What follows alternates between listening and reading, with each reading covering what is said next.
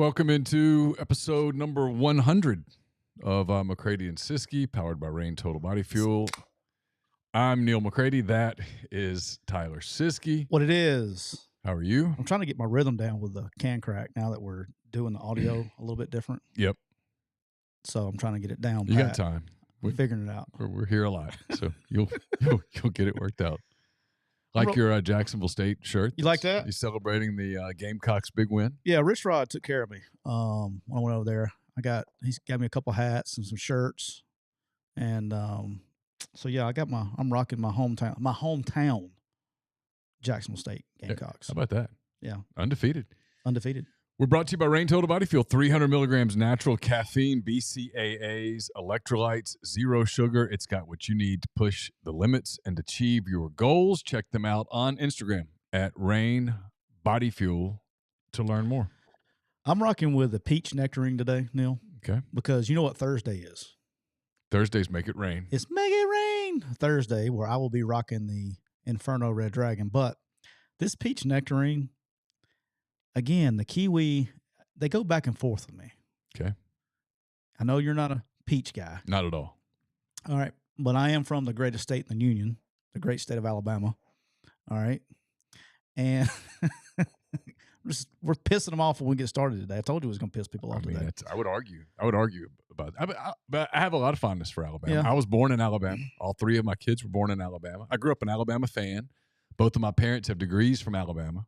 The only evidence that I'm a 3-time world champ occurred in the state of Alabama. So that's why it's the greatest state in the Union. I understand. You know what I mean? Yeah, I get you. So this is like a Chilton County peach right here. If you're from Alabama and you know what a Chilton County peach is, yeah, this is a Chilton County peach in a can. See, North Louisiana people will fight you about the peach thing because Ruston is the home of the Peach Festival. We have Mitchum's Peaches. It's a fight. We'll get with it. But you know what? I don't want to judge that. That's the last thing in the world that I want to judge is a peach competition. Is it by chance that we were talking about being 3-time world champs and the people in the stream that got started was at 69 when I said that? Any chance? I have no comment. This episode brought to you by the Biden administration. All right. Got one in before we got started today. All right. With you here on a Tuesday. It's August the 28th. All day long. A little after 2 o'clock. 29th, actually. Is today the 29th? Sure you're is. right. I can't read. Today's the 29th. Get closer and closer to the games. Got games starting on Thursday. A lot of SEC teams playing on – 2 of them playing on Thursday. A lot of SEC teams playing their first game on Saturday. And then LSU plays its first game on Sunday night against Florida State. So we'll talk about all the SEC games in a little bit. Got some other stuff we're going to get to first, though, because stuff's going on, and Tyler's drinking his rain. There's no telling what's going to happen. I'm debating on how by the time we get to the Bishop Sycamore, if this rain is down, we will be canceled by the time that the show is over with. I watched it. I watched the whole thing. I watched it in parts. It helped that the third pitch of the Brewers-Cubs game last night was a home run by one of my least favorite players in all of baseball. Christian Yelich? Yeah. Really? You don't like him? No, he's a Brewer. Because he played? Yeah. If he played at the Braves, would you care? Probably not nearly as much. But he hit the third pitch out. I went, that's it. I'm done. I know where this game's going. Let me check out this Bishop Sycamore thing. And I said, you know what? I'm going to go back to Bishop Sycamore. And I did. I never went back to the Cubs game. All right, we're going to get to football, I promise, but now you get me thinking about baseball. Did you see the Robert Acuna Jr. thing last night? I saw the highlights of it this morning. So it was like, I think it was the 7th inning. I was watching it live. Yeah. And they bring in Mentor to, I think it was the 7th, maybe it was the 8th, 7th, whatever. He had just stolen his 60th, so he had stole his 60th base. Dude, he's one homer away from being the first baseball player ever in the history of baseball to be 30 home runs, 60 stolen bases. He's incredible. I do. I think there should be an asterisk on that, by the way, though. The new rules in stealing bases, there should be an asterisk next to it. But anyway. Hitting home runs is harder today than it was back in the day. But you see so many different pitchers who throw just incredible stuff. So the first guy runs out on the field, and you can, the camera, they don't want to show it because they don't want to encourage behavior. But you see it on social media now. The first guy, when he runs on the field, is like giving him a hug, like almost taking a selfie with him. The second guy was like, That dude was on some shit. I mean, he was on some. I mean, they couldn't get that guy under control. Yeah, that's scary. And then they said a third guy was running on the field, and they stopped him. He didn't even make it on the camera, but that's got to be a little concern. I mean, because there's really, you think about it, if you go to a baseball field, like if you come out of the, from behind the fence, there is no security. All the security is down the baselines. Right. Because they can't be on the field. Right. Right. That would be problematic. I imagine you're going to see some stationed all over Major League Baseball, like the bullpen gates. I bet there's going to be some stationed pretty quick. Probably so. But anyway, that was wild. All right, you ready to roll? Yeah. Let's all do right. it. I want to start with this. I thought this was great. All right. So Tom Luganbill, who is now, I guess can we call him colleagues now that we're on the same channel? I guess he's our colleague at Disrupt, sort of. Yeah. Well, I guess we can call him that. All right, so I've known Tom for a long time. I mean, you can just call him your friend. That'd be easier. Yeah, he's my friend, but now he's also our colleague. Okay. I've known Tom for a long time. I guess the first time that we really sat down and talk was when I was at Alabama, and he was the main recruiting. That was when recruiting was really big. I think I may have made him an Ole Miss with Freeze. I don't remember, but he was like the big recruiting analyst when signing day was a big thing on ESPN. Yeah. So I'm not a really good dude. He's one of the very few in the profession that's actually ever done it before, that's actually evaluated players for a living before. Right. Instead of typing on their computers in their grandmother's basement, with their tighty whities on, eating cold pizza, and then taking a break from evaluating players to play some Call of Duty, Yeah. So I respect. I mean, that is painting with an awfully broad brush, but it's not okay. It's about right. All right, so Tom, there certainly is a what's the word I would use? There are some that fit that criteria. And we can start calling criteria. I can label some. Yeah, that was being nice. That was being nice. That was my. It's one of the things. My Biden Harris version of what I really think. It's one of. I've said this many times. When I get out of this, no, you're not. Yeah, I will. The one thing that I will miss the absolute least is recruiting. I won't miss recruiting 0.2 of a second. But you don't. Well, I'm not talking about the people writing about recruiting. I'm talking about the people that try to give them their rankings. Yeah, I know. But I'm talking about all of it. Those people don't know more about ranking kids than a man on the moon. Anyway, Tom is actually the stuff that I wish I could write now is because I hear numbers. I wish I could tell people, guess what that kid got. You could be when like he commits. You could be in the transparency portal. You could people would lose their minds. Oh, dude, if they knew. You may be wearing some concrete boots in the water somewhere on that one. Yeah, it's not worth it. Yeah, not worth it. Not worth it. All right. So Tom is one of the very few in that industry for a long time that actually has done it for a living. Okay. Yeah. And he understands how to evaluate players. Of any person in that genre of work, I respect his opinion by far. Not even matter of fact, he's the only one I actually will listen to. Okay. In that world when it comes to evaluating players. Okay. Always have. And he's a good dude, good people. So anyway, long story short, he was doing his first show with Jim Dunaway yesterday. And I don't know exactly how it got to Colorado. I don't know. I can't remember the exact transition that got him there. But Tom says, he says, everybody thinks that UMass has the worst roster in the FBS. He goes, no, it may be Colorado. And that's what he said. And he said, look, they have, besides having a quarterback, and they have probably 2 NFL corners, they have 3 or 4 guys on that roster that can probably play in the NFL. I'm paraphrasing what he said. Okay. But the rest of the roster is made up of transfers from, that didn't play a lot from Group of 5 and FCS programs. And historically, and again, it's brief history, but historically, what has been proven is the jump from Group of 5 to Power, whatever we call it now, has 4. Yeah, in the past it's been Power 5, so we'll leave it at that. The Group of 5 to the Power 5 jump has proven to be problematic more often than not.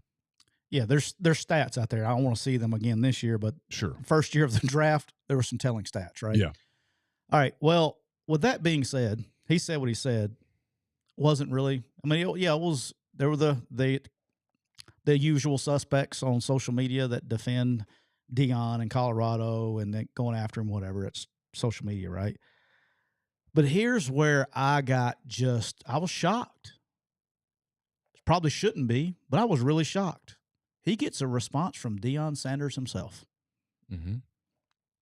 who says, "How do you know what we have? Have you been out here and seen us live?" Paraphrasing, it's on social media. Right. Y'all feel free to go read it. But paraphrasing like that. Probably should have wrote down the quote, but that would take too much work. I'll search for it if I can find it quickly. It may have been on Instagram. I don't remember. Anyway, what sitting head coach on the week of your first game responds to a media critic about what they have to say? Hell, at any point in time.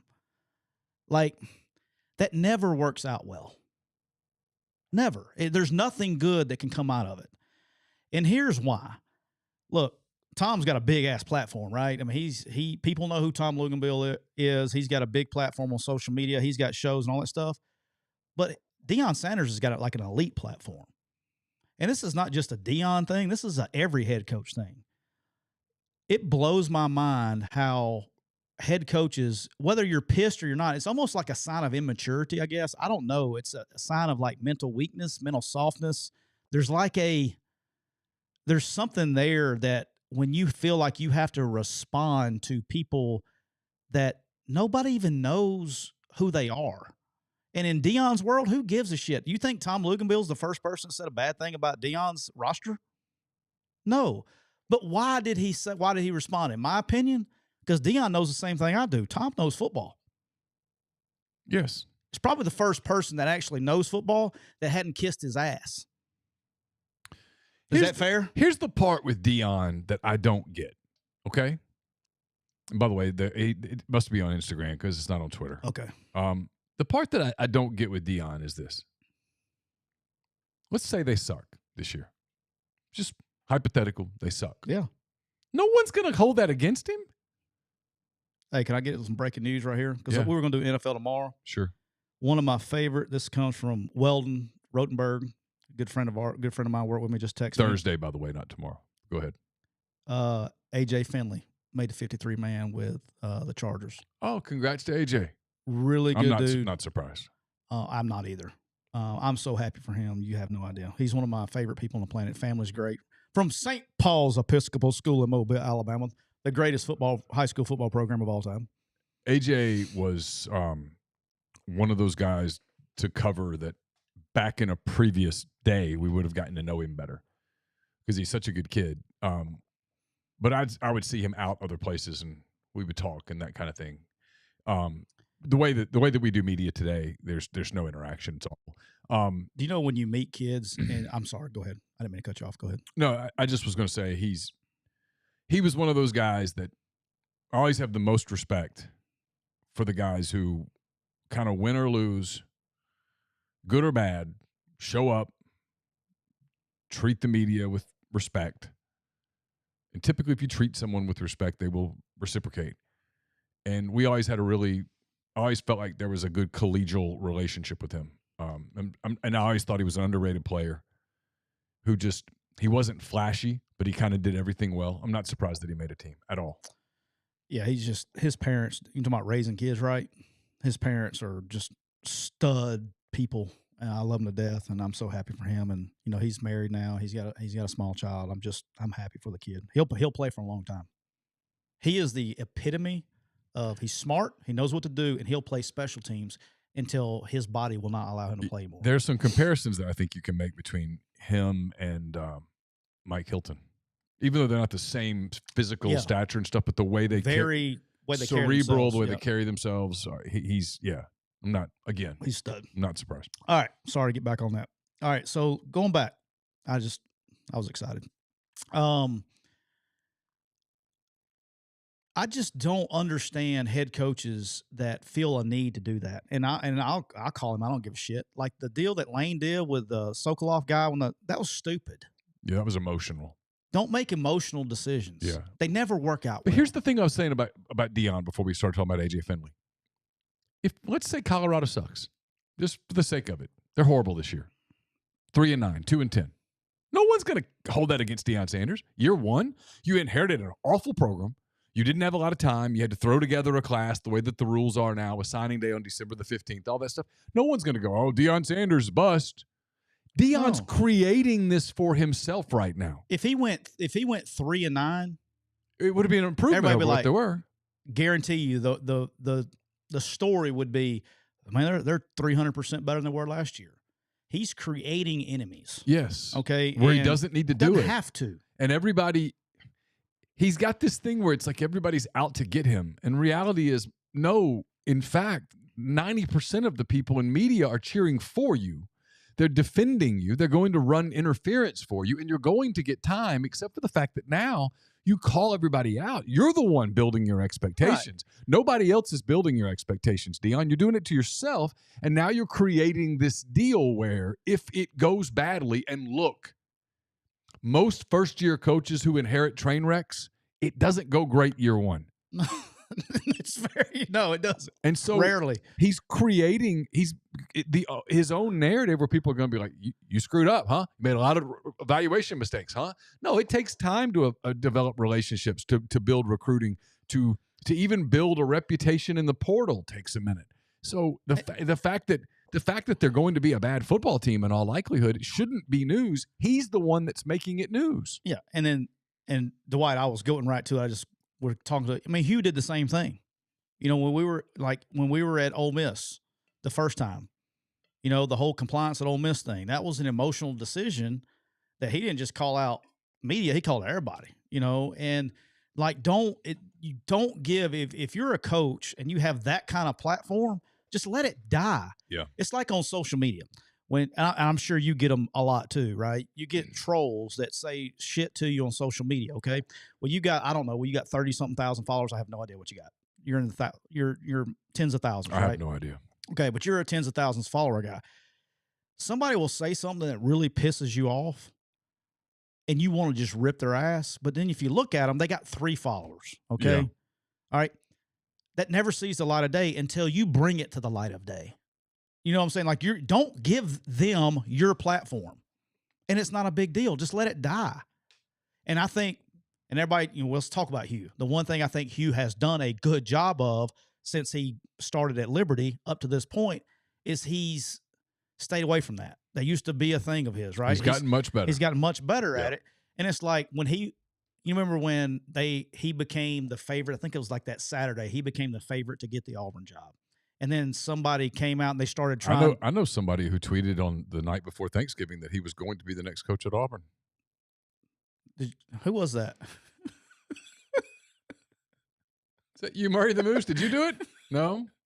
Was that your depth chart over there? Your no, hybrid depth chart? It wasn't on the depth chart. I can't remember who did that. Hey, do you know what we need to do since I actually have a business that does depth charts?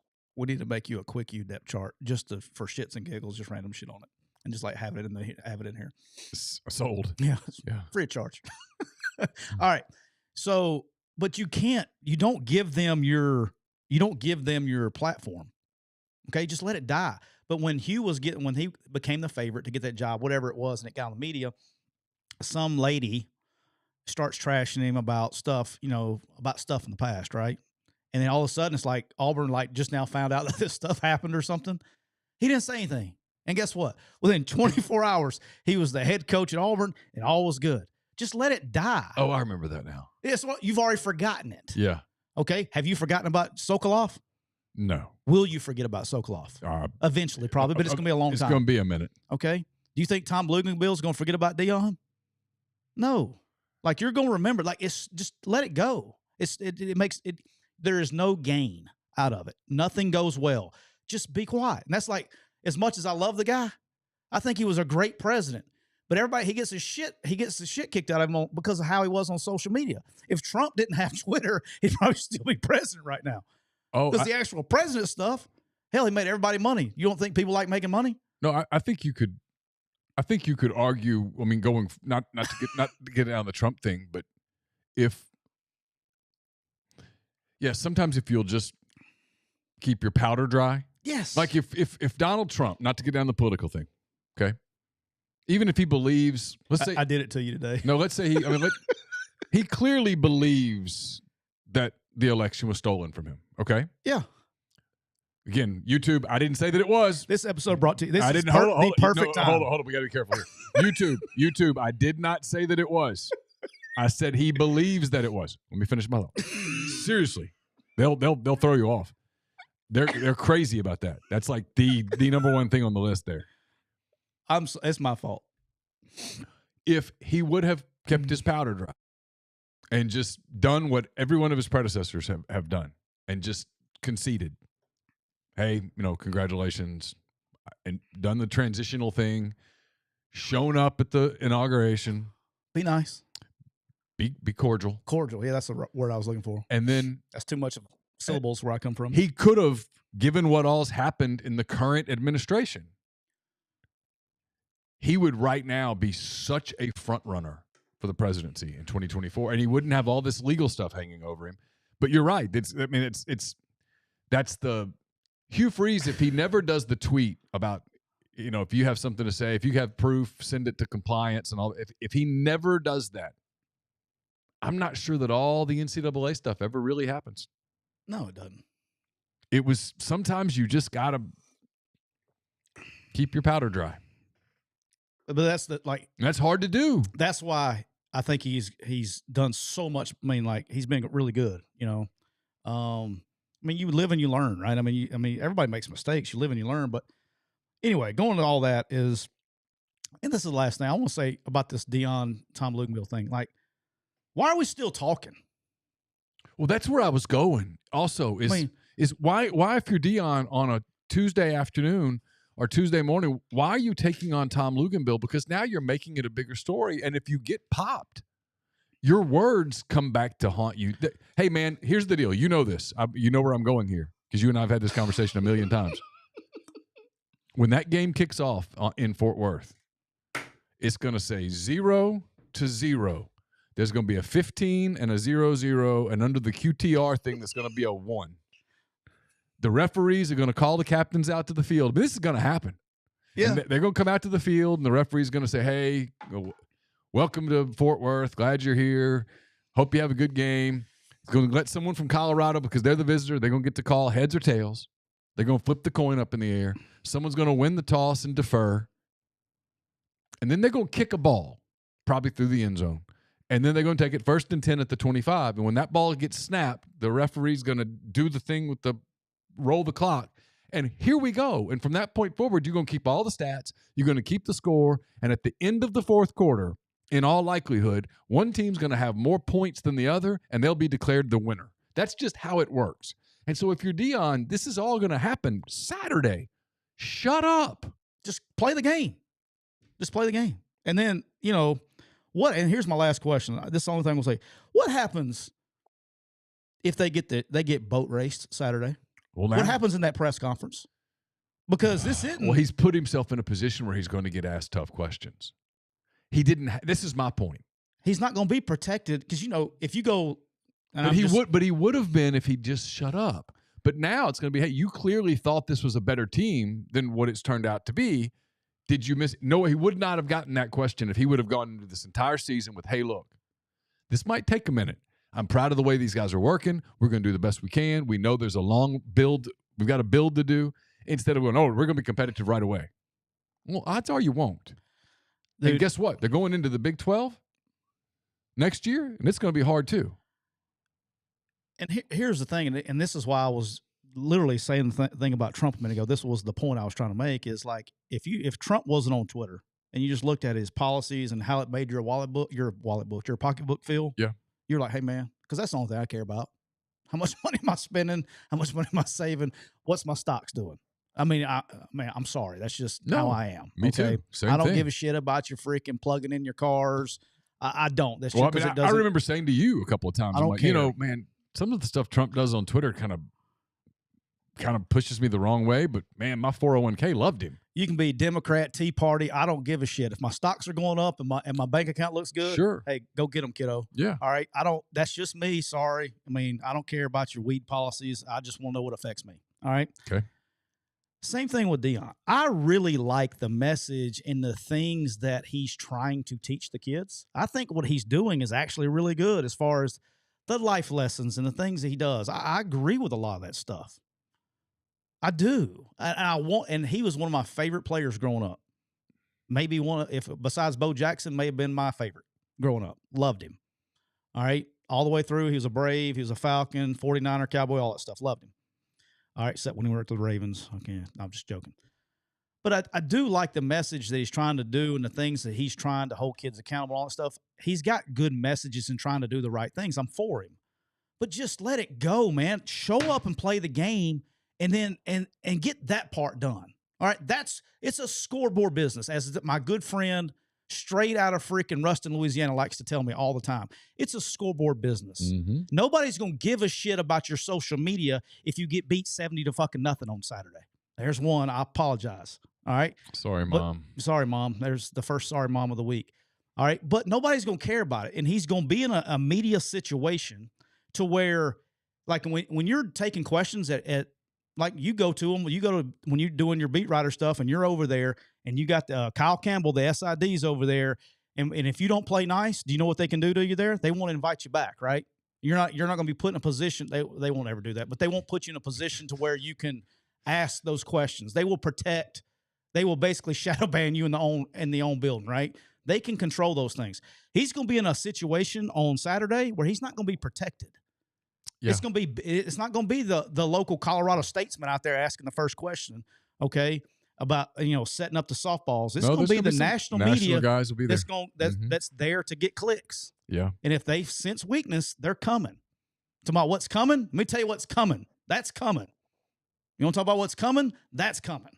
For sure. So don't set yourself up for negative. You're setting yourself up for failure, and I don't understand it. And I'm a fan. I want the guy to do great. I do. I want him to do good. I know, everybody's like, oh, you're taking. No, I want the guy to do good. But help me help you. I mean, golly. All right. Rain's rolling today, boys. I can tell. All right. Enough of that. While I'm nice and pissed off, here we go. Arizona State. Yes. Self-imposed bowl ban. Right. I feel so bad for Kenny Dillingham, man. He just got railroaded by his AD. Yeah, I feel bad for the kids, too. Yes, for the kids. I probably shouldn't have said that. Thank you. I feel worse for them than I do Kenny. He'll get another chance. The seniors on that team won't get another chance. Like, guys, like kick it down the road, man. Kick it down the road. I honestly believe, and I do, okay? Everybody likes when I go off on the NCAA. I think this is the Arizona State administration. I agree. They make a lot of bad decisions. I mean, I think one of these days the story will come out of some of the opportunities that Arizona State has had, and they were too arrogant about their association with like USC and Stanford and all that, and they made some. I think history, it will eventually all come out. They made some really bad decisions, and this just sort of shows you that lack of a backbone here, cost the kids anyway. 100%. I'm not joking. What's wrong? It's spinning. I think we're back. We're back. We're back. I think it was spinning. Yeah, the YouTube got a hold of the first part. Be careful. Be careful with that. I'm serious. I didn't say anything. No, I know. Just that word, the whole. That is their. The one word. That is their pet it's peeve. The T word. I can say the F word. No, it's not the T word. It's the E word. They don't like that word. The one that's EL? The one that implies that something awry happened. Don't. Oh, okay. You said that. I didn't say it. I said that he thinks it. I didn't say that. No. Beats me. Hey, so I can say the F word and say sorry, Mom, but I can't say the E word? Well, the F word is the F word is probably makes, we'd like to make money here. That hey, so should we have another sign on our logo that has sorry YouTube on the side in the middle? The check mark says sorry, Mom. Maybe. All right, here we go. The Arizona State thing, I kick. It really is spinning this time on mine. There, it's back. It's just spinning on mine. It may be my thing. All right, so it's back. Yeah, I'm watching the main one. We're good. Okay. We're good right now. It's probably my computer. I'm getting hacked by somebody. All right, so Charlie Baker, since he's taken over, and the punishments that they've dealt out they have seen to, since he's taken over, they have gone in the avenue of not punishing the school or the people there since he's been there. Yep. And I don't know why they didn't see that. because everybody that's involved with the Arizona State stuff, the investigator, they're gone. They're out. Yeah. Okay. And dude, when I say something that was dumb. Allegedly. Okay. Some of the stuff they were doing, and this is allegedly, okay, like an assistant coach purchased during COVID violations, the same thing Michigan's dealing with, but not this bad, purchased a plane ticket for a recruit to come visit during COVID with his own personal credit card. Okay. Hand-raised guy in the corner of the room. All right. Just allegedly, probably not the smartest thing to do. Probably broke some rules there by using your own credit card. Hard to deny that. Hard to hit them with the I do not recall, which are the best words you can ever say in a NCAA investigation, allegedly. All right. Second thing is there was an assistant coach who was there who not only did he see kids during the violation, allegedly he let them stay at his house and take pictures with them in his own house during the during the date. So idiotic. Did you know this? No. That's what I'm saying. It's like, come on, man. Like, hand raised guy. Yeah. Like, hey, what are you doing? Hey, can we talk for a second? I don't know if this is a good idea. Can we try something else? All right. So, well, you know, sometimes coaches like to say that there's a lot of idiots in media. Sometimes media wants to go, yeah, there's a few idiots in your field too. You know what I mean? I mean, there's idiots in everything. And that was dumb. Yeah, probably not the greatest idea that's ever occurred. All right. I'll bring recruits to my house during a time when we're not allowed to be recruiting. I'll take pictures with them and provide them lodging. And pay for it off your own personal credit card. I mean, not smart. Yeah, probably not a good thing. All right, so allegedly that all occurred. And all those people are gone. And so they should have kicked this down the can because you're not doing anything until 2024 anyway. That's going to be another year removed. They wouldn't have punished anybody. I mean, they would have probably done kind of what they did with Tennessee, probably been very similar. The only thing that I could think of is that Arizona State, I'm going to give them this possible benefit of the doubt, is that they looked at this and said, look, this is kind of a dead year anyway. We might not win 6 games anyway. We want to go to the Big 12 with a clean slate. If that's it, I'll go, well, okay, kind of. I still think you should have fought for your kids more than you did, but whatever. Yeah. And I like Kenny a lot. I think they're going to be really good. And your boy is the starting quarterback, by the way, Rashada. Oh, is he? Is Jaden? Yeah. Straight from the Las Vegas Bowl. We saw him in Vegas. Yeah, I was like, Jaden. He looked up and I was like, what's up? How you are? Good? Hey, He was decked out in his Gator gear. Oh, hey, I know you're all Gator right now. Do you know in about 2 weeks you're going to be enrolled in Tempe, Arizona? What if you had told him that? He would have been like, oh, man, come on. Come really? on, man. Seriously. Yeah. All right. But he stayed till the end cheering. Well, we left. Did we leave? We left fourth quarter. He was still there. Yeah, we did leave, didn't we? Yeah. All right. It was time to get out of there. All right, here we go, dude. I wish I could remember the beer that was at that game, though. It was a great IPA. You were crushing it. It was awesome. You were crushing it. You made like 3 trips to you got the big boy, like the 32 ouncer, like 3 times in a row. I drank a lot that day. You did. I did. Game changer, saved our lives that day. I drank a lot that day. And then we went to the hockey game. I drank at the hockey game. And then we got back from the hockey game, and I went and found a bar in the casino. Yeah. And started drinking bourbon. And I woke up the next day and, yeah, game changer. Saved us. Glad that I had the patch. I think the next day I got up and watched the World Cup. Ran the whole World Cup game. How about that? Yes, you did. And then we went back to the Raiders game, and I drank more. Drank more. of a different IPA that was really good, too. Yeah, it was good stuff. That's a great stadium, by the way. Oh, it's fantastic. I love that place. All right.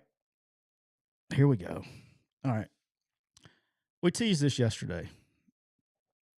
Probably should have followed this up right after. I gave myself the Arizona State part. The NCAA's part calmed me down a little bit. Okay.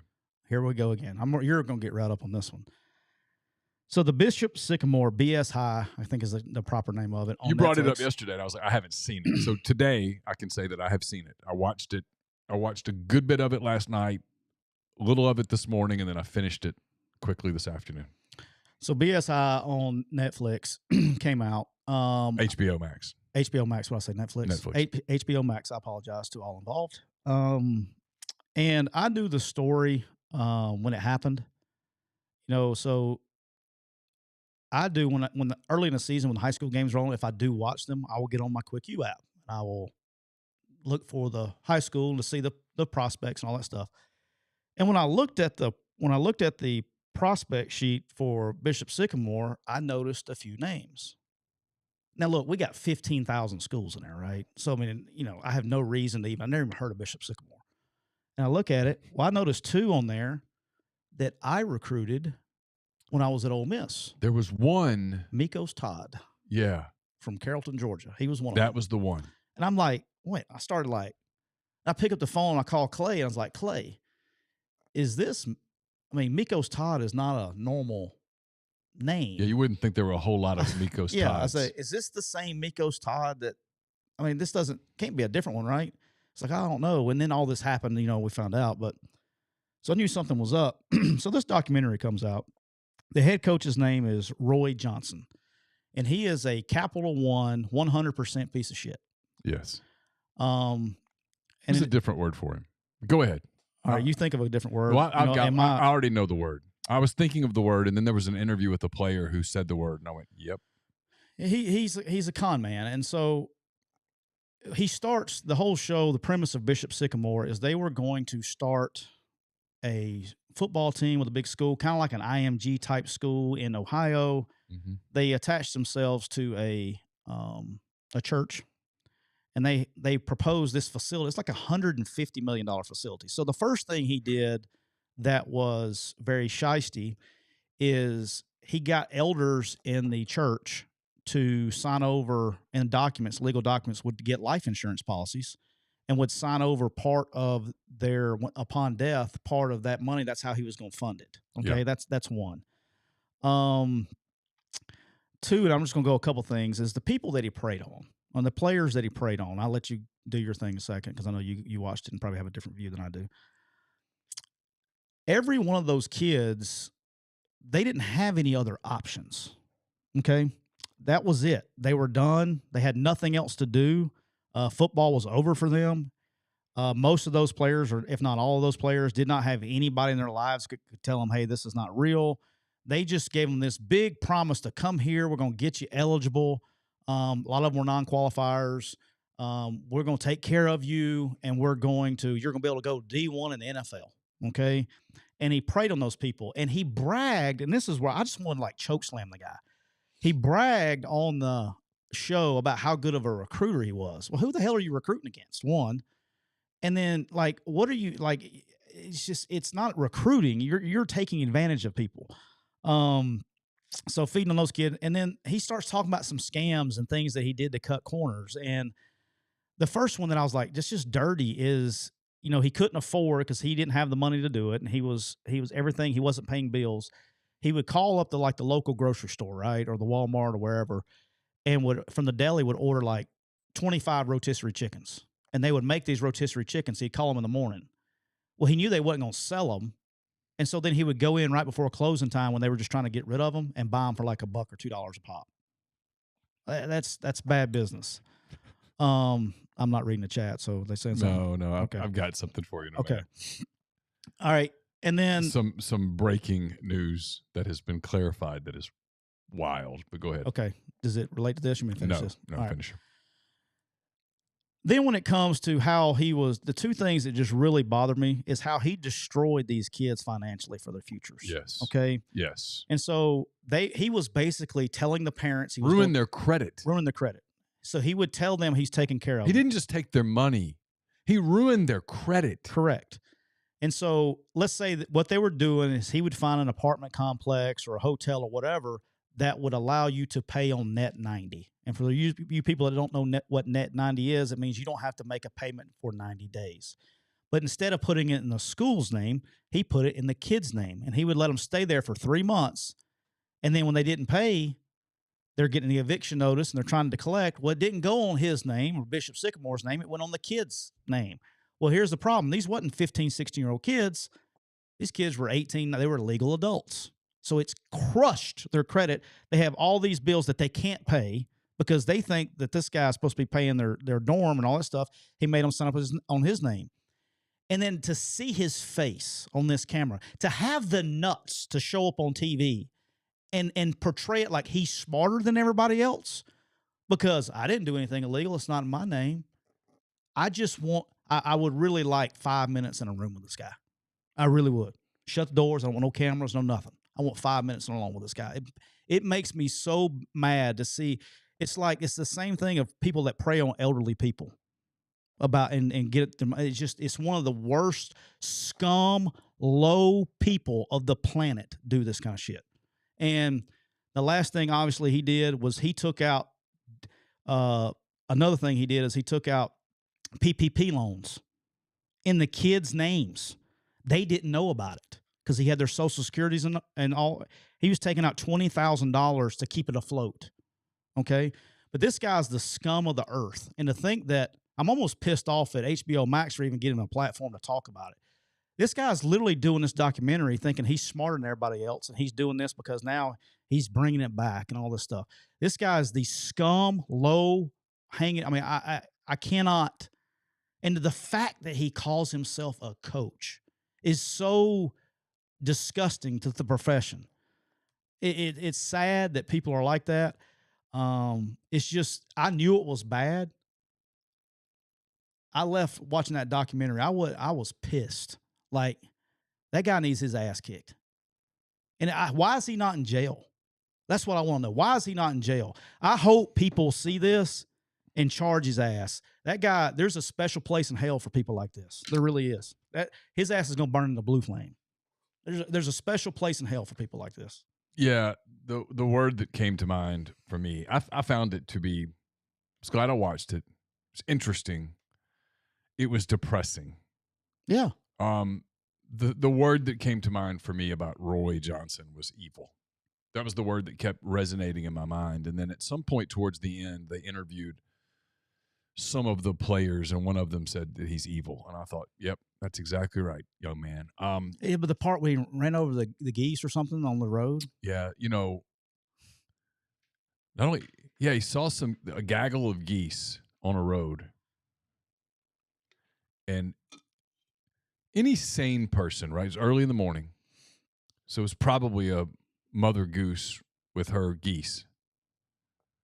There's geese that we see all the time. And I go to Tupelo, Ballard Park, and there's geese out there. If the geese are in the road, you stop the car. You let the geese pass. The geese aren't hurt. They're just being geese, right? It takes a level of evil to go, hey, watch this, and speed up, kill the goose or geese, put the car back in reverse, run over them again, and talk about taste of blood and the smell of blood in the morning. Because that's a really good life lesson you're teaching. Yeah, that's young men. Good job. That's evil. Good job, guy. Domestic abuse. He was charged with that. He got lowered to menacing. The word that just came to mind about him was evil. And then what you saw was just the sad part about a lot of those young men were just desperately chasing a dream. Yeah. And like you said, they didn't have anyone in their lives. And look, this isn't a criticism. People are busy, and people are generally, this is my observation of the world. And I'm a pretty private person. I don't go out much, don't have a lot of friends. The friends that I have are very good friends. Yeah. But my observation with people is that people are generally good. People are generally trustworthy. Most people are generally trusting. And he preyed on that. He preyed on that in so many ways. He knew that some of those young men were desperate for an opportunity to continue their football careers. He knew that many of them didn't have people in their lives who would say, hey, son, if it's too good to be true, it's probably too good to be true, right? And by the time they got into it, he just sucked them dry like so fast. They didn't even have a chance, really. By the time they realized they were being scammed, the scam was done. Yeah. And so I don't know. I found the whole thing to be depressing. That's the word I would use. Yes. It was depressing. He's evil. But,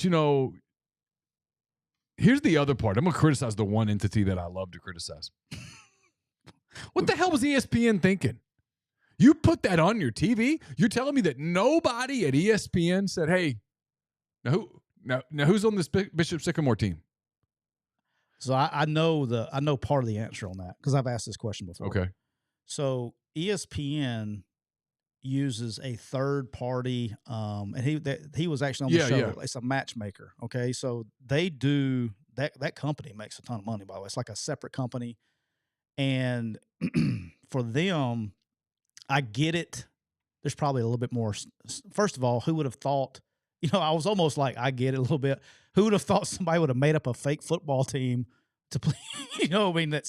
I get that part. Yeah, I just would have thought that there would have been a little bit of pre-production. Yeah. But it was, what else? It was pandemic-y. And because this is what, 2020? Yeah. And then, but like 2019? the people who cover the game, they don't get those assignments till last second. Right. So it's not like the game's already made. But from the matchmaker's perspective, it almost made a little bit of sense what he said on the show, where he said, look, the St. Francis, the IMGs, the Matter Days, and all those, nobody, when they call to say, hey, usually what happens is a high school will call them. I want to play a game. All right. And there's not a huge line of people that's lining up to play IMG. There's not a huge line of people. And so when they get somebody that says, hey, I'll play them all, they're going to use them right away because does that make sense? Yeah, of course. And so I get it a little bit from that point, but at the same time, I imagine there's some more stringent deals from there. Here was the story I was going to tell you about. Do you remember the shooting of the fans that got hit with bullets at the White Sox game the other night? Turns out that I'm quoting Peggy Kaczynski. Peggy is ESPN Chicago host. Okay. In Chicago. Name checks out. She says, as I reported on ESPN 1000 just now, the shooting at Guaranteed Rate Field during a White Sox game was indeed an accidental discharge by one of the women grazed by the bullet. She reportedly snuck the gun in past metal detectors. I'll give you one guess as to how she snuck the gun in. You don't want me to answer that question. Give me the G-rated version of how you think she snuck the gun. Tell me what you think. Was it body cavity related? Sort of. I don't know. She snuck the gun in, and I quote Peggy Kaczynski from ESPN Chicago. Name checks out. Quote, hiding it in the folds of her belly fat. End quote. So she shot herself. She shot herself. And how many other people? One other person. One shot? I don't know. I was just saying, was she carrying a semi-automatic pistol? She snuck the gun in the folds of her belly fat. Ladies and gentlemen, America. All right. Yeah. All right. I got so much thoughts going through my head here, but like, what? Can I ask a serious question? If you're, why do you feel the need to sneak a weapon into a Major League Baseball game? I don't know. Like, you worry about shit's gonna go down in the.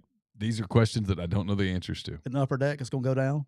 As someone who has been to many Major League Baseball games and who has never snuck a gun into a game, You have no answer. I don't know, and I think that's a fair answer. I've never thought. You know what I'd really like to do is bring a gun to the game here at wherever. I've been to a lot of Major League parks. Big fan of the sport. Wow. Yeah, that's a new one for me. Yep. All right. All right, let's talk some SEC football. SEC gets started on Thursday. We're going to go through these pretty quickly. Florida at Utah. It's a 6.5-point line. The Utes favored by 6.5. The question is about Cam Rising and whether he's going to play. And then, of course, it's the debut of Graham Mertz for the Gators. All right. So I think I've made my mind up here. Shocker. I'm going Florida. I think they're going to win outright. Everybody's making this big deal about Cam Rising. Is he going to play? Is he not going to play? I literally heard like 3 people today on different shows say, well, I'll wait and see. If he's going to play, I'll take Utah. If he's not going to play, I'm going to take Florida. It's too late. I don't give a rat's crack if he's cleared or not. You can't just, hey, I've had off-season surgery. I'm going to get, which, by the way, I don't think he's been cleared yet. That's the Tyler Siskey opinion. Okay. You can take that as educated or not. Okay. I'm going to repeat this. I don't think he's been cleared yet. I've learned to not do this, not to talk about this because you get mad. Okay. I don't think he's been cleared yet. Let's say he gets cleared 24 hours before kickoff, which occurs in about 51 hours from now. Mm-hmm. You don't just like, hey, I've been cleared. Let me grab this football and go beat Florida. It doesn't work like that. He's not going. He's not going to be able to play. He'll be a shell of himself. He'll know where to go with the ball. It won't be anywhere on time. It won't be anywhere close to where it's supposed to be. Hell, it's probably worse for him if he plays. I'm taking Florida. Florida's going to win this game outright. They're getting 6.5. That is free money. I'm taking Florida straight up on this one. All right. South Dakota heads to Columbia, Missouri. Yeah, so a Thursday night game. Yeah, I'll be quick with this. South Dakota was a 3-8 team last year. FCS. Missouri should absolutely dominate this game. If they don't dominate it, you may be concerned, but this is like sleepwalking. This is one of those they'll get one of the 4 TVs. They'll be one on the quad box because I imagine this one's going to be over before it gets started. All right. We got Saturday games. Virginia at Tennessee. This is a 11 a.m. game. Tennessee, a 28-point favorite over the Cavaliers. All right, UVA is coming off a 3-7 season. They had a couple games canceled because of tragedy last year at the end of the season. I remember that. Look, their best player, Fentrell Cypress, is now at Florida State. He was a corner. He's a shutdown. He's a legit corner. He is now transferred to Florida State. Tennessee's only getting 28. Give you a little sneak preview to Make It Rain. This is one bigger spread than I like. I think Tennessee throws for 10 gazillion yards. I think they're going to make a point in this game. I think Tennessee wins extremely, extremely big in Knoxville on Saturday morning. I don't even think this is even in the ballpark of being a close game. All right, got another 11 a.m. game. Ball State is at Kentucky. This is a weird line because Kentucky's weird in openers as it pertains to the line. This is 26.5-point line with the Wildcats being favored in Lexington. Probably won't touch the line. I'm interested to see what it looks like. I want to see Liam Cohen and Devin Leary go for a week to see what they look like together. I like Kentucky this year. Ball State 5-7 last year, lost some games late, but they're not. There's Kentucky's in no danger of losing this game. I just want, I can see this being one of those deals because Kentucky already. Here's why I'm not touching it this week. Okay. Kentucky's already a team that likes the ball control. What are they going to do when they get a running clock after first downs? Like this could be one of those Notre Dame Navy games where they go on a 8-play, 7-minute drive or something crazy. I like Kentucky to win, but I'm not going to touch their line just yet. Not because I don't think they're going to win. I just don't know how they're going to function on offense with the clock. All right, got a game that's been moved to noon. It was going to be a 3 p.m. game at War Memorial Stadium in Little Rock. They moved it to noon. It's Western Carolina at Arkansas. No line on this game because Carolina is a FCS. CS. Western Carolina's was a decent team last year, but look, at the end of the day, they have to. Arkansas just needs to. They're going to impose their physicality on offense and wear them down. If you're an Arkansas fan, here's what I want to see is you got new scheme, new players. It's not about them, getting them 3 and out, all that stuff. I want to see fits in this new offense. I want to see them work together. I think they need to use this game on defense to get some communication down. So again, no danger for Arkansas. They'll wear them out on offense. But defensively, it's a big game for Arkansas. Yeah, I agree. 1:00 game in Oxford. It's Mercer. At Ole Miss, again, no line because Mercer's FCS. The story in Oxford, frankly, thank you to Lane Kiffin for making a difficult week easy, is the quarterback situation. He's not naming a starter. Jackson Dart said today that he's frustrated, or admitted he was frustrated, then said all the right things about one day at a time and all that stuff. Spencer Sanders was asked about his relationship with Jackson Dart, and he said, it's good. It's not bad. And he said, we don't go to get ice cream or anything when we're home, but it's cordial. Yeah. He said, cordial. Cordial, if you say, hey, define your relationship with someone, I'm like, that's cordial. That's me going, we really don't like each other, but it's okay. We have to get along. It's business. We have to be around one another. I mean, look, we're going to talk about it a lot on my other podcasts. So There's two ways to look at something: the competition and all of those things. Someone out of that duo is going to be unhappy. Unhappy to the point that it's going to be noticeable and talked about. Is that going to be a distraction? I don't know. Maybe. Yeah. Again, I come back to this all the time. Lane Kiffin brought Spencer Sanders to Oxford and gave him a pretty nice NIL package for a reason. How much, Neal? A pretty nice NIL package. And I don't think he did it. This is just my opinion. I don't think he did it because he wanted to motivate Jackson Dart. I agree. Okay. So bad pot on that. I agree. Look, this could have been coming into the season. I thought this was a really good opening opponent for Ole Miss. You don't have to worry about winning or losing. Worry about losing the game, right? But Mercer, they were a 7-4 team last year. They were one of the best offensive teams in FCS. They have extremely really good coaches. They're going to be really good schematically on both sides of the ball. However, they played last week and they just didn't have the same. They had a whole new personnel. They didn't execute as well. Like they won last week, but they've traditionally been a very good offensive team and a very good defensive team. They're very well coached, and so I was like, okay, this would be a really good opening game for Ole Miss. They're going to win. But you get a chance to like you want to know what your holes are. You know what I mean? You want to know, and you could do that without the threat of losing. With that being said, the interesting part on offense is, okay, whoever starts the game on offense, all right, how long, or is it going to be a rotational deal, series by series deal you want to see? Because he's going to want to, whoever the second guy is, which I think the second guy is going to be Sanders, if you just made me bet, you're going to want him to get reps with starters to get a true evaluation. Yeah. Okay, well, what does that mean? That means you're probably going to have to leave. If you don't rotate them every drive, you're going to have to leave your starters in the game longer than you probably want to. And so that's probably a little bit, it is what it is. That's his problem, not mine. That's why he gets paid $9 million. But I think they're both going to play. I think they'll both play against Tulane as well.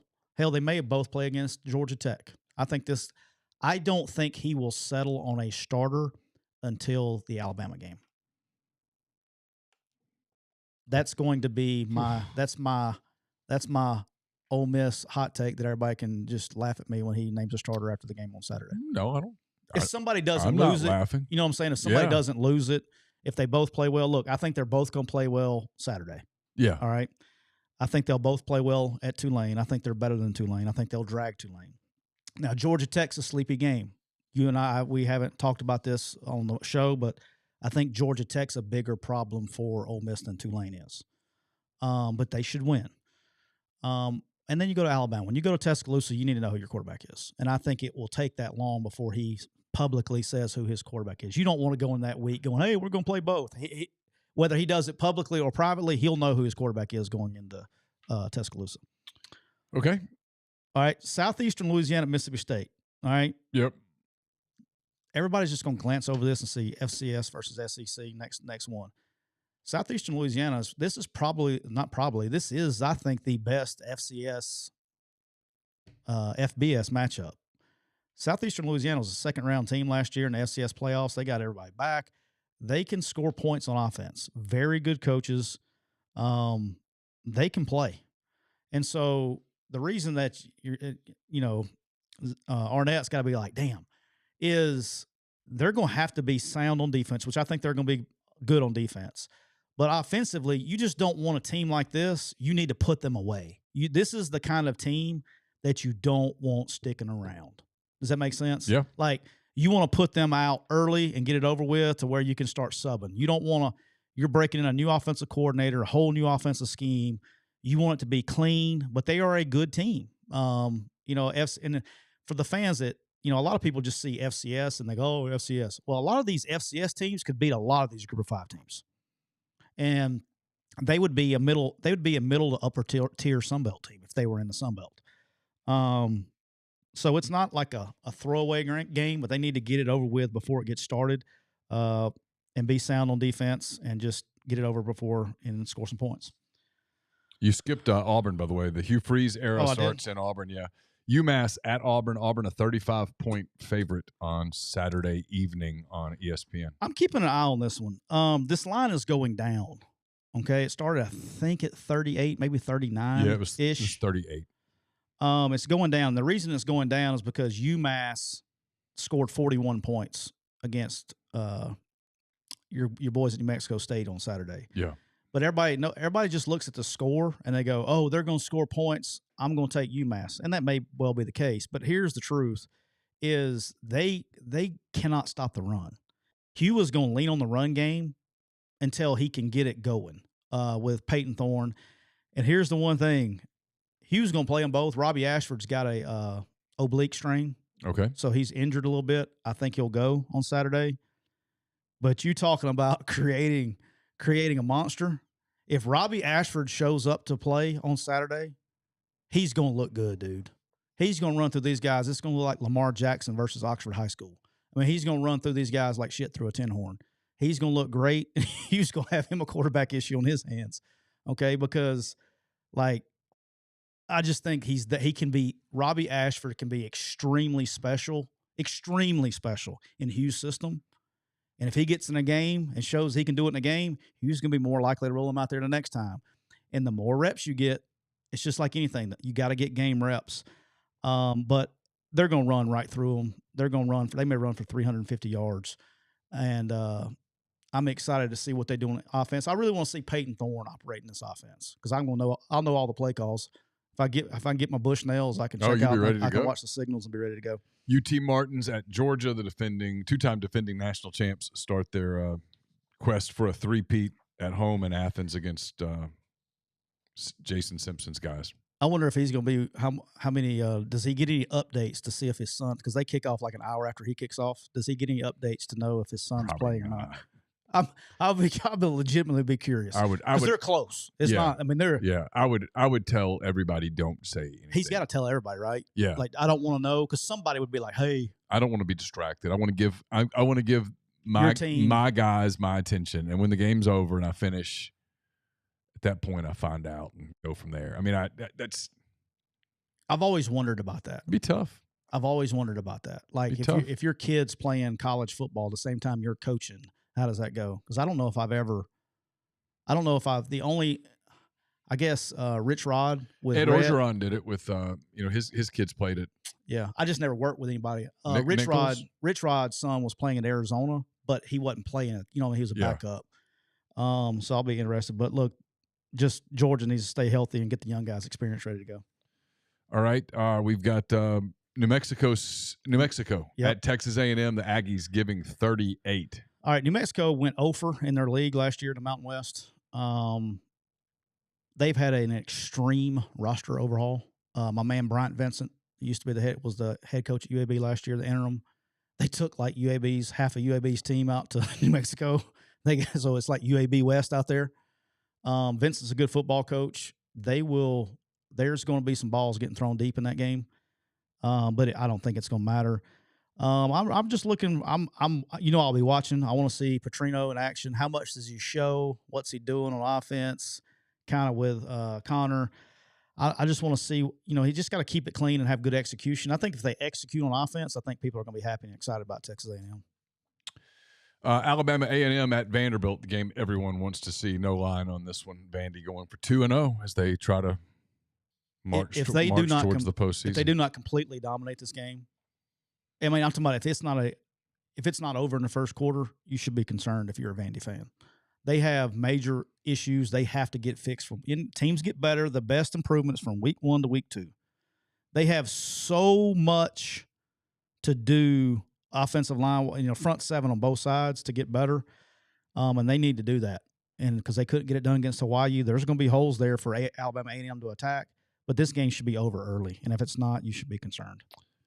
Okay, one that I'm interested in, not the outcome of the game, but kind of what it looks like for Alabama at quarterback, giving 39 points to Middle Tennessee. Nick Saban would not commit to playing multiple quarterbacks the other day when he was asked. He pointed out that, hey, this is going to be a competition that's week to week and things of that nature. What do you make of all that as someone who knows Nick Saban? I mean, I think he's going to do what he always does. I mean, he's done this before. This is not something that's hasn't happened. I think he's going to go until I think Milroe will start. I think Simpson will play. I don't know if it'll go beyond 2. That would be not shocking. I'm talking about with the good players. I wouldn't be surprised if he gave them both a crack with the ones. He's in a little bit different situation because he's got to know who his guy is going into Monday. Right. And he doesn't have 3 weeks to get it figured out. He needs to know. And what's your guess? I think who's the quarterback for Alabama against Texas? I just want to see him play. I'm guessing. What would your guess be? Milroe. Okay. Probably my guess. I wouldn't be shocked if it's Simpson, but I want to see him play. He's going to give him a shot with both. This is kind of Kevin Steele revenge game. They beat him at Miami last year when he was at, Middle Tennessee was 8-win team last year, and they beat Miami last year when Kevin Steele was defense coordinator. So you don't have to worry about Kevin Steele overlooking this game. He'll have him dialed in, ready to go on defense. The game I'm really interested to see Saturday evening. It's North Carolina versus South Carolina. It's in Charlotte. North Carolina's a 2.5-point favorite. Drake May versus Spencer Rattler. Lot here. Yeah. This will be on my picks on Make It Rain Thursday. Oh. You're going Tar Heels. I am not. Oh. I am not. Look, Drake May, I think, is the second best quarterback in the country. His best receiver got deemed ineligible by the NCAA transfer rules wise. In the offseason, they lost Downs, who was now with the Colts, who's not going to get any love in the NFL because Anthony Richardson is his quarterback. Spencer, I like what South Carolina's doing. I just don't – I think they're going to be a better team, even though North Carolina's going to have the better quarterback. And I think Drake May is better than Spencer Rattler. I think South Carolina probably has the better team. South Carolina's getting 2.5 points. I think that's off. I think South Carolina probably wins this game outright. The only thing is North Carolina has been recruiting extremely well. They got good coaches. Chip Lindsey's there. He's been around. A lot of you guys know who Chip is, and he's coached pretty much everywhere in the South. But I just like what South Carolina's doing, man. I think it's a must win for South Carolina. Whereas, I do too. Does that make sense? Like I do too. I think it's a big game. All games are big. Yeah, but I won't go must win, but their path to having a lot of momentum going into the season and not stalling out includes a win in this one. Yeah. So that's where I'm at, boss. All right. We will be back on Thursday with a Make It Rain edition of the show. What kind of edition? I don't sing it. I'll let you sing Make it rain. Make it rain. There you go. On Thursday, we'll be back with Tyler and myself. We'll give you our picks as I see how deep of a hole I can dig in week 1. I haven't even looked at it yet. Really? This is the difference between you and me. I haven't had a chance. I'm not as interested in it. I'm not as good at it. I'm intimidated by it. And so I'm going to get whacked. Are we doing 5 college games or 10? Right. Or are we doing 10 this week? Because we don't have NFL. We don't have NFL. Week. We're going to do 5 college games and the money line. So you got to have an underdog that you think is going to win outright. Right. Okay. Now here's the thing. All kidding aside, is I'm going to let you pick the money line first. Okay. Because this is a big week for. There's not many favorites I like. I like a ton of underdogs this week. Okay. So I'll be fine. I'll pick a winner. I got like 3 people that are underdogs. I think are going to win outright. Okay. All right, I'll try to start. And I'm going 6-0 to start off. I went 4-1 last week. Yeah. I'm going perfect weekend, week number 2. Oh, well, I feel that good about it. I am not going perfect weekend. Yeah. I can guarantee that. I've already studied. I got my games already. Oh yeah, I didn't even look. We could have a Make It Rain Tuesday. I'm ready to go. Which would make Thursday difficult. It would. All right, we'll stop there.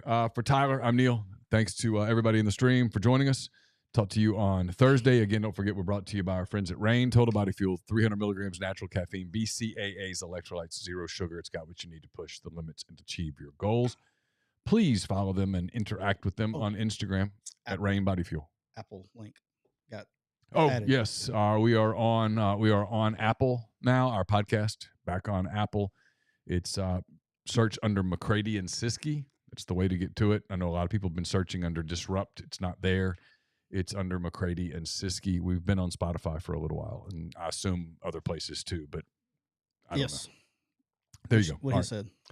Talk to you on Thursday. Take care.